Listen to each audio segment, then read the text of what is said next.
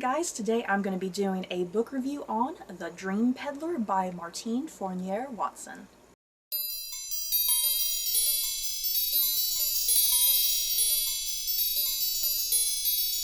In The Dream Peddler by Martine Fournier Watson, traveling salesman Robert Owens arrives at Evie Dawson's small town offering the gift of dreams. His arrival just also happens to be on the day that Evie's young son has gone missing. The Dream Peddler is a story about grief and the loss of innocence as a town tries to reconcile with a tragic event. Robert's dreams offer the town a means of escape, but despite his good intentions, the buried desires of the town may only lead to disaster. First up, I won this book through Goodreads giveaways, so thank you very much, Goodreads. And I'm seriously I'm very happy that I won this book on Goodreads, because I probably would not have picked it up otherwise, and I actually really ended up liking this book. I was pleasantly surprised with it. I wasn't really quite sure what to expect with it, so I'm very grateful I won this, because it turned out to be something I particularly really enjoyed. So, The Dream Peddler. This is actually a rather melancholy book. There's a certain kind of sadness to this book, even though the book also is about hope at the end of the day and whatnot. But yeah, it's a very melancholy read. I'll say that.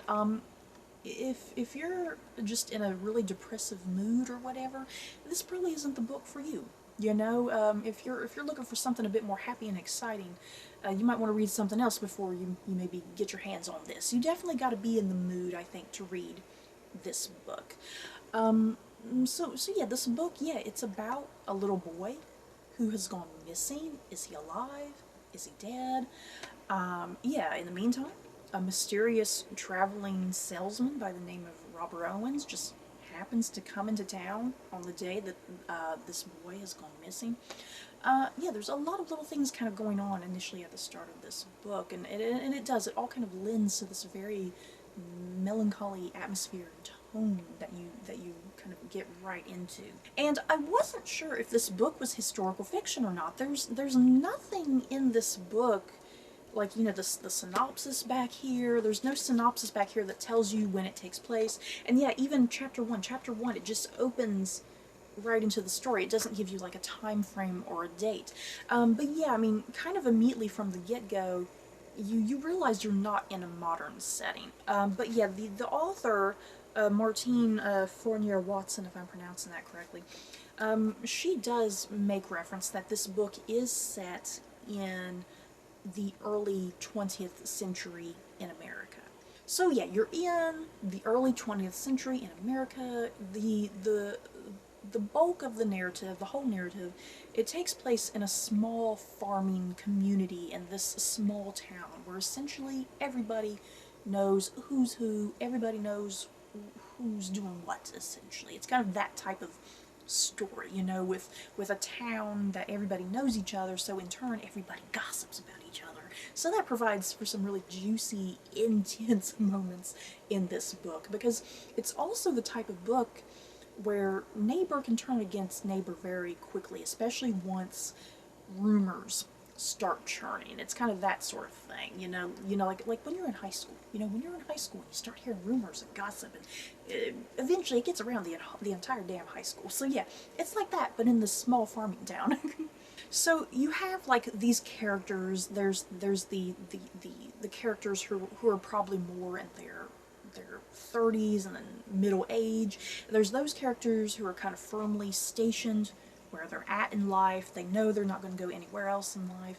And then you have the characters who are more like in high school or teenagers. You have that group of characters that dream of getting out of this small town, dream of going on to bigger and better things, but realistically, they may have those dreams, but realistically they're not going to be able to get out of this small town ever. They're realistically going to be stuck in this little small town. So yeah, that kind of brings a really bit of a sad mood to the story as well, kind of knowing that. So what's great about this book with these characters, every character is restricted in their own way. Everybody is restricted by their values, restricted by their responsibilities. abilities.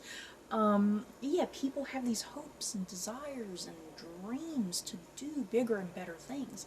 And that's where the character of Robert Owens comes into play. He's a traveling salesman, and he claims to sell dreams.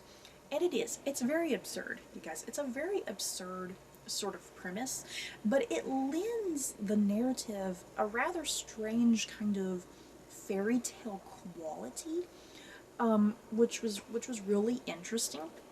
And the thing is with this novel, you're never really quite sure, is this book kind of magical realism to some extent, or is Robert, is he legit? Is he legitimately selling dreams? Or is he a con man? Is he just giving the townspeople, is he just giving them some colored water? And saying, oh, drink this and you'll live your best dreams. Because, yeah, people, they go up to him, they give him their coins to get a little thing of potion, they drink it, they go to bed, and they have a fantasy, essentially. There's like one little boy, I think he wants like a dream of like being a famous baseball player or something like that. There's another teenage boy, you know what teenage boys are dreaming about. He has a desire to be with his lady crush in his fantasy.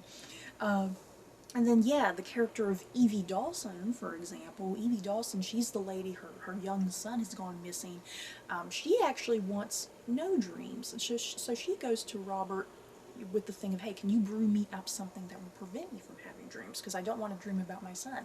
So yeah, every character, because there's a lot of characters in this book, every character goes to Robert with some sort of intention, some sort of desire, and he's able to give that to them. And it's kind of up to the people, psychologically. That's kind of where it comes into play here. Is he really giving them something to give them these fantasies?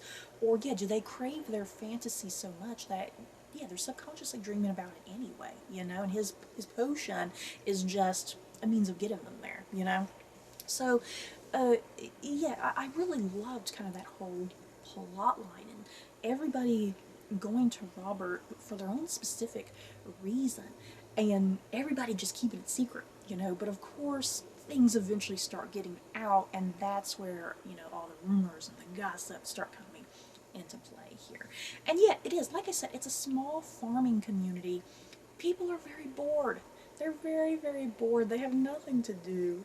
So yeah, these dreams provide this excellent means of escape and doing something, and kind of provoking them into like, okay, I want to do more. I want to actually go out and do what I'm dreaming about, And I really loved the characters in this book. The background secondary characters, because there's a lot of secondary characters in this book. I really loved every character. There's the characters you really kind of attach to. There's the characters you really love to hate, the characters you were like, they're just despicable people. But yeah, the highlight of this book, the characters that I particularly enjoyed, I loved the traveling salesman, Robert Owens. I really found him quite fascinating, very unique. Yeah, it's like me, the reader, I'm buying into what he's selling, It's like I want to believe in him. And like I said, this book never really gives you a firm answer. Is he legit or is he a con man? That's not the point of the book. That's not the point of the book. The point of the book is him delivering these fantasies, and these people so desperate and so hungry to get out of their daily, tedious, monotonous lives, he's providing that for them. Yeah, that's what this story is about. It's not about if he's legit or a con or not, So yeah, I love the character of Robert. I love that you eventually kind of learn his deep, dark backstory, where he's coming from, how he came to be a traveling salesman, and why. And yeah, why it is that he moves from place to place to place. And yeah, I especially loved his relationship with Evie, like I said, the lady whose son has gone missing. Evie is just such a tragic character. You sympathize with her. She has a really great, interesting backstory as well. And yeah, her and Robert just form this really interesting attachment to one another, this interesting understanding, this companionship that can merge into being something more, possibly, if they were given more time to move into something more, So yeah, their relationship, them as individual characters, I especially looked forward to them any given chapter. And this is a debut novel by Martine Fournier Watson, if I'm pronouncing her name correctly. This is a debut novel. I thought she did remarkably well. This was definitely kind of a different book that I've never really read before, to be quite honest. It was very unique and different. I really enjoyed it. Like I said, I love the characters. I love the premise. Yeah, her storytelling. Yeah, the book is not very long. Yeah, is this book even 300 pages? It's just about right there at 300 pages. It's not a very long book. It reads very quickly. I was always interested. I was never bored, thank goodness. So yeah, I think Miss Watson, I think she definitely has a lucrative career ahead of her if she kind of keeps up with what she's doing. This was definitely a very promising start to her writing career. Really enjoyed it. And yeah, I think she just explored some interesting themes in this. You know, she didn't explore anything new, but still, it's kind of just the way in which she explored the themes. You know, by using Robert, by using this notion of the dreams, the stelling of dreams, you know, giving these people these fantasies. Because yeah, through this, she's exploring the loss of innocence. She's exploring grief and life and death and just big world issues, you know, within these people's lives.